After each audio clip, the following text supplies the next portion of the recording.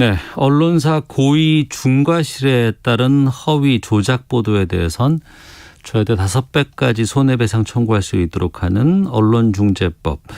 이 개정안 처리를 놓고 여야가 충돌을 하고 있습니다. 민주당은 수정안 내놓기도 했다고 하는데요. 언론중재법에 대해서 정의당의 입장 어떤지 좀 들어보도록 하겠습니다. 정의당의 배진교 원내대표 연결되어 있습니다. 안녕하십니까? 네, 안녕하세요. 정의당 원내대표 배진교입니다. 반갑습니다. 예, 여야 간의 언론중재법에 대한 공방이 상당히 뜨거운데 정의당에서도 반대 의사이신 거죠? 네, 그렇습니다. 그럼 구체적으로 어떤 부분이 가장 큰 문제입니까? 네, 저희들이 지금 제기되고 있는 언론중재법 내용 중에 가장 큰 핵심적 문제로 지적하고 있는 부분은 현재 이제 고위공직자나 재벌 대기업처럼 경제 권력이나 정치 권력을 가진 사람들이나 집단이 네. 자신들에 대한 보도를 막는 수단으로 이 징벌적 손해배상을 사용해서 악용하기가 네. 너무 쉬워졌다는 거죠. 그러니까 이걸 전략적 봉쇄 소송이라고 요즘 표현들을 하던데요. 네. 예를 들어서 올해 3월에 쿠팡이 자사의 노동 실태를 보도한 언론사들에게 줄 소송을 걸었던 적이 있었거든요. 예. 그러니까 이런 일들이 더 많아질 수 있다는 얘기인 거고요. 네. 그러니까 이런 지적에 대해서 민주당은 언론의 고의 또는 중과실로 인한 허위 조작 보도로 징벌적 손해배상 적용 범위가 제한돼 있고, 특히나 이제 정치인이나 기업인들 같은 경우에는 악의를 가지고 한 보도인 경우에는 청구할 수 있도록 요건을 강화했기 때문에 네. 비판 보도를 못하는 일은 없을 거라고 지금 얘기를 하고 있는데, 네. 이 내용을 살펴보면 고의나 또는 중과실, 악의 이런 표현들이 너무 추상적이라는 거죠. 네. 그래서 이런 권력자들의 봉쇄 소송을 예방하기가 어렵다고 저희들은 판단하고 있고, 예. 또 저희들이 이 언론중재법의 애초에 취지는 가짜 뉴스를 막고 일반 피해자들을 보호하겠다라고 하는 취지인데, 네.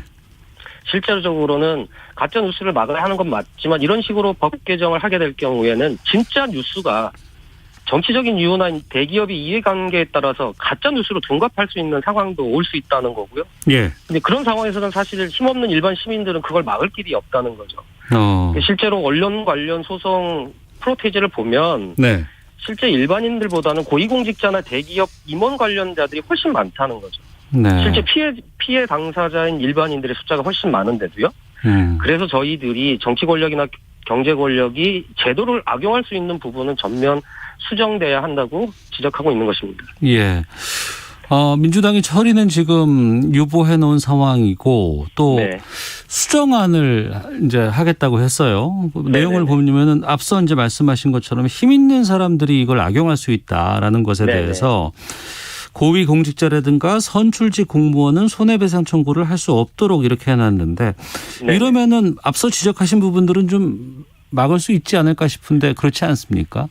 지금 민주당이 언론단체나 저희 정의당이 입장을 내면서 네. 그런 부분적으로 수정안을 제출하겠다라고 했는데 크게 3가지를 제출을 했더라고요. 네. 앞서 말씀하신 것처럼 고위공직자 선출직 공무원, 대기업 임원의 경우에는 제외를 하겠다라고 하는데 네. 문제는 이러한 고위공직자 선출직 공무원들이 현직에 있을 때 어떤 사건이 발생을 해서 퇴직을 하면 네. 그럼 이 사람들은 징벌적 손해배상 청구를 할 수 있게 해주는 거냐라고 하는 측면에서 놓고 보면 네. 여전히 그 질서 안에서의 권력을 가지고 있고 영향력을 행사할 수 있기 때문에 네. 실제로 퇴직한 선출직, 고위공직자, 대기업 임원 등의 일정 시기까지는 청구 대상에서 제외하는 것들이 추가적으로 더 논의가 돼야 되고 네. 이런 과정에서 지금 입증 책임을 언론사가 원래 지게 하도록 했는데 네. 언론사가 지는 건 너무 부담스러우니 과다한 부담이니 입증 책임을 그런 피해자가 지는 원고 입증 책임을 피해자가 지도록 하자라고 지금 수정안을 제출을 한 거죠. 예. 그런데 네. 고위공직자나 선출직 공무원이나 이런 사람들의 경우에는 스스로 그 권력을 행사하고 있기 때문에 스스로 그런 피해에 대해서 입증 책임을 질 수 있는 능력과 뭐 이런 것들이 있을 수 있겠지만 네. 일반 시민들의 경우에 과연 본인들이 나서서 이런 입증 책임을 만들어가는데 얼마나 어려움이 많겠습니까? 그래서 네. 이미 이제 고위공직자 선출직 공무원 대기업 임원들을 제외했기 때문에 입증 책임을 피해자가 전적으로 지게하는 부분과 관련해서는 더 개방적인 논의가 필요한 부분이 있다는 말씀을 추가적으로 드리고요. 예. 열람 차단 청구권 표시제도 삭제를 했는데 이 부분도 내용을 보면 사생활이나 이런 측면에서 추가적으로 더 논의할 부분들이 있다는 거죠. 그래서 제가 말씀드리고 싶은 것은 네. 민주당이 이 언론중재법을 처리하는 과정에서 다양한 이해관계자들의 얘기를 듣고 다양한 정당들의 입장들을 충분하게 들었다고 한다면 네. 이런 상황에서 이렇게 수정안을 제출했음에도 불구하고 계속적으로 추가적인 논의를 해야 되는 안들이 제출될 수밖에 없기 때문에 네. 지금 당장 이번 회기에 이 언론중재법을 처리할 것이 아니라 네. 국민의힘도 물론 그렇게 주장을 하고 계십니다만 이렇게 중대한 사안인 경우에는 전체 국민적 합의가 또는 국회 합의가 필요한 만큼 국회 내 언론특위를 빨리 구성을 하고 그래서 전체 입장을 들어서 언론중재법을 처리하는 것이 맞다 이렇게 주장하고 있는 것입니다. 그럼 방향성에는 동의를 하십니까? 국민의힘이 주장하는 방향에 대해서. 아니, 그러니까 언론중재법. 예, 그렇습니다. 예. 그러니까 원칙이었잖아요. 가짜 뉴스를 막고 네. 그리고 그것으로 인해서 피해받고 있는 일반 시민들을 보호하자라고 하는 큰 취지에 대해서는 저희 당도 동의를 하고 있었고 예. 그런 과정에서 저희 당도 그동안의 논평이나 메시지를 통해서 충분하게 저희들은 냈다고 보는데 민주당은 들은 바가 없다고 해서 오히려 저희들이 좀 당혹스럽죠. 네. 앞서 그 중과실 입증 책임 같은 경우에는 피해자가 하는 것으로 이제 했다고 했을 때 그러면은 이제 힘이 없는 일반 시민들은 여기에 대해서 이거 입증할 수 있는 여지가 힘들다. 더 개방적으로 가야 된다고 하셨는데 네네. 개방적으로 간다 그러면 어떤 뜻인가요, 이게?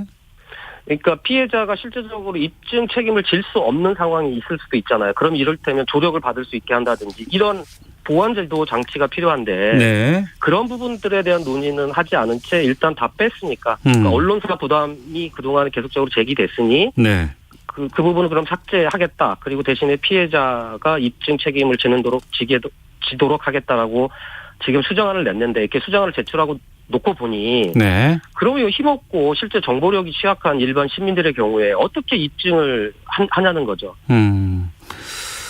알겠습니다. 법 취지에서 실제적으로 하고자 하는 것들을 할 수 없는 상황이 발생할 수도 있다는 거죠. 네, 그러면은 그 배 원내대표의 말씀은 우선 시간을 두고 공청회라든가 언론 단체라든가 시민 많은 좀 이렇게 폭넓게 논의를 더 하고 언론 특위를 구성을 해서 여기서 좀 심도 있게 결정을 해서 이걸 처리해야 되겠다 이런 입장이신 거 아니에요? 네, 그렇습니다.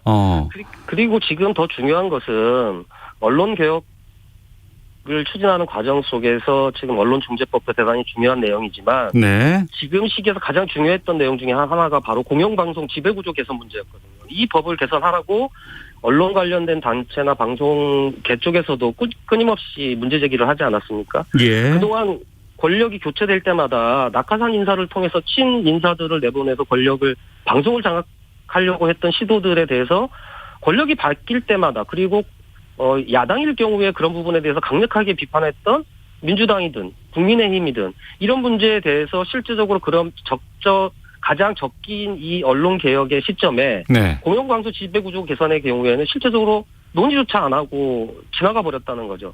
그래서 이미 MBC 같은 경우에는 8월 달에 문재인 정부 인사를 지금 이사로 선임해서 낙하산 인사라고 하는 비난을 지금 받고 있는 상황이고 네. KBS, EBS 등이 지금 이사 선출을 앞두고 있는 상황이라는 거죠. 네. 그래서 이런 부분들에 대해서 언론계나 정의당이 계속적으로 강력하게 지금 당장 시급한 것은 공영방송 지배구조 개선이나 지역신문 발전 방안 같은 법안을 우선적으로 좀 너무 어렵기 때문에 지역신문 같은 경우에 이런 부분들에 대해서 우선적으로 논의를 해야 된다라고 얘기를 했는데 결국은 이런 문제에 대해서는 국민의힘 핑계만 대면서 실제적으로 시간을 보내다가 이제 발등에 불이 떨어지신 것인지는 잘 모르겠으나 민주당이 그동안 머뭇거렸던 언론중재법 개정안을 들고 와서 네. 여러 가지 지금 논란을 만들고 있는 부분에 대해서는 문제 제기하지 않을 수 없는 상황이라는 거죠. 알겠습니다.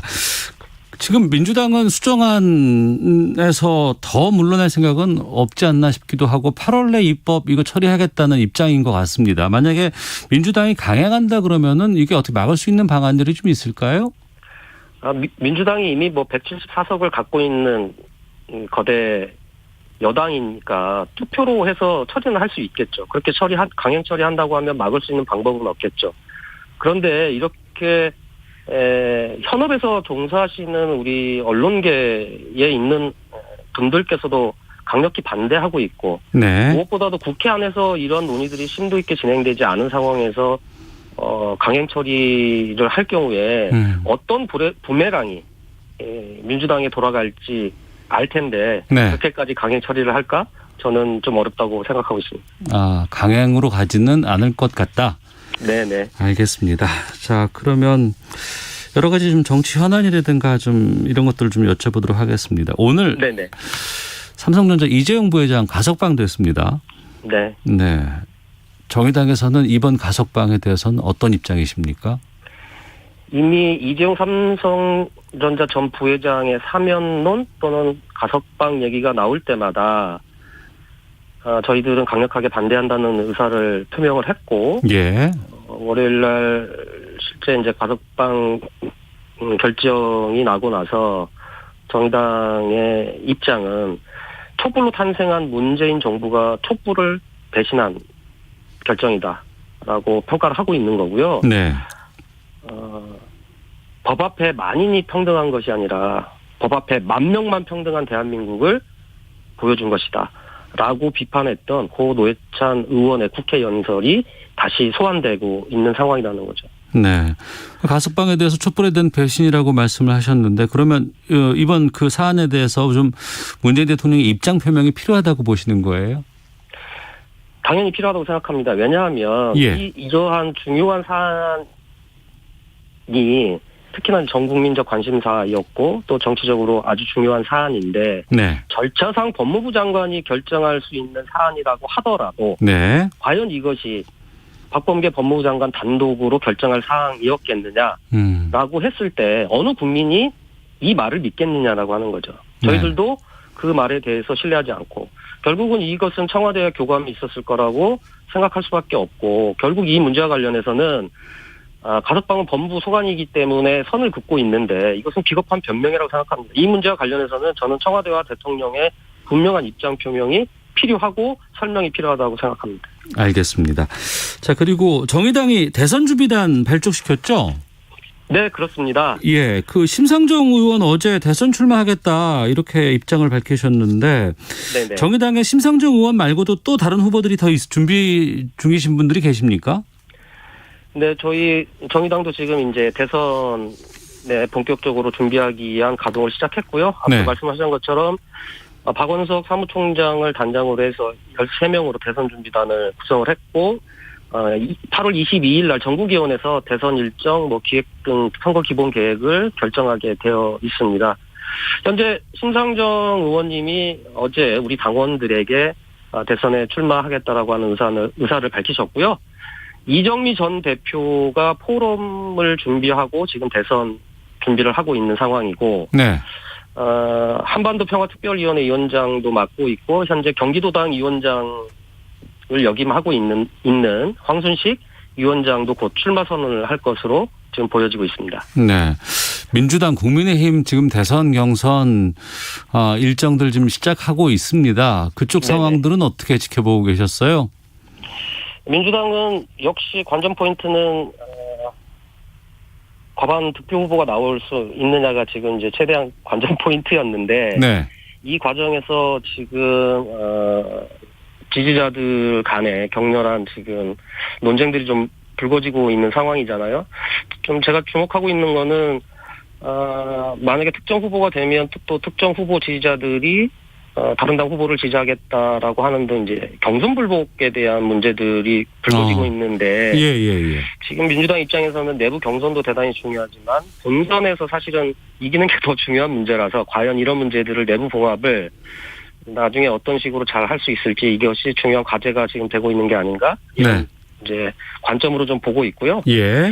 국민의힘의 경우에는 어쨌든 최대 국민의힘 입장에서 영입하고 싶었던 윤석열 전 총장하고 최재형 전 원장이 입당을 했는데, 네.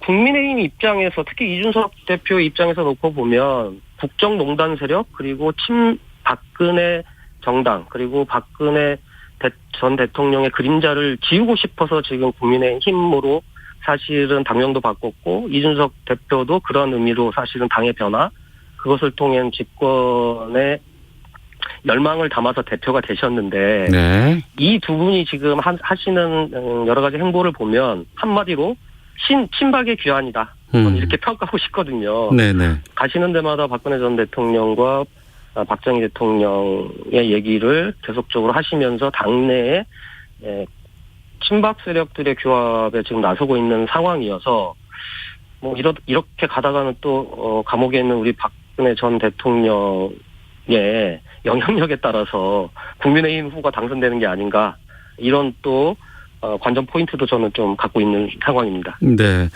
공약 관련해서도 좀 여쭤볼까 했는데 마침 이재명 후보가 오늘 오전에 재난지원금 전 경기도민에게 지급하겠다는 발표를 했어요. 네네네. 이 부분에 대해서는 배 원내대표께서는 어떤 입장이세요? 이재명 경기도지사라고 표현하는 게 맞겠죠.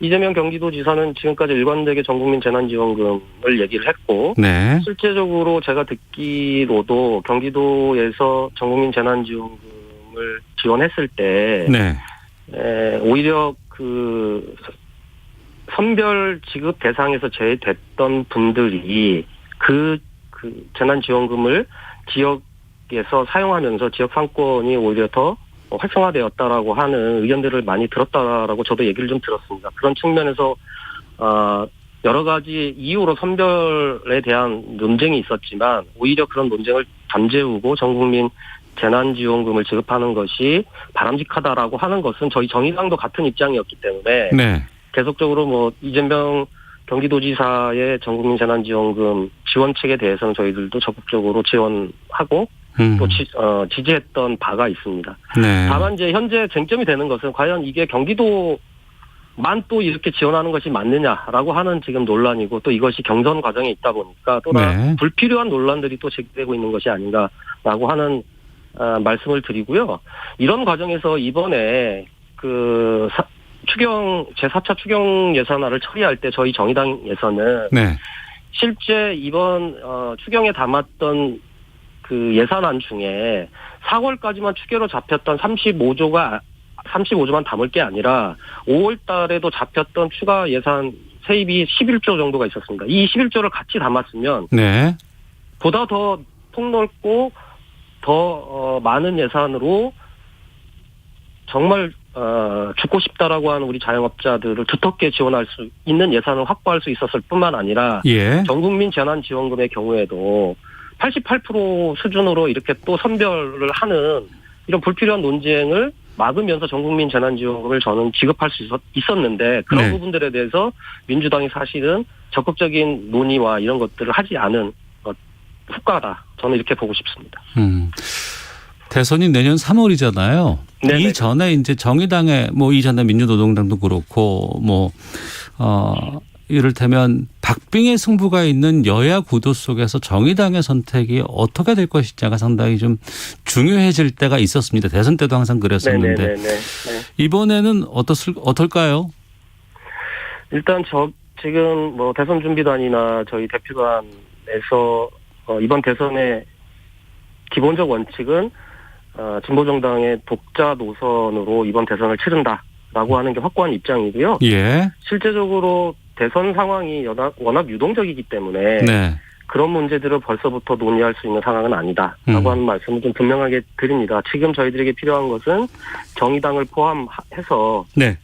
녹색당, 미래당, 진보당 등 진보 재정당들의 실제적인 역량 강화와 연대를 네. 통해서 대한민국이 지금 실제적으로 해결해야 될 불평등, 기후위기, 차별 해소라고 하는 부분에 있어서 힘을 함께 모으고 대한민국의 새로운 미래의 방향성 그리고 정책들을 함께 제출할 시기이다라고 하는 부분에 대해서 함께 논의하고 있다는 말씀을 드리고 그런 방향에서 대선을 저희들이 치를 생각이다라고 하는 말씀을 드리겠습니다. 알겠습니다. 여기까지 말씀 듣겠습니다. 고맙습니다.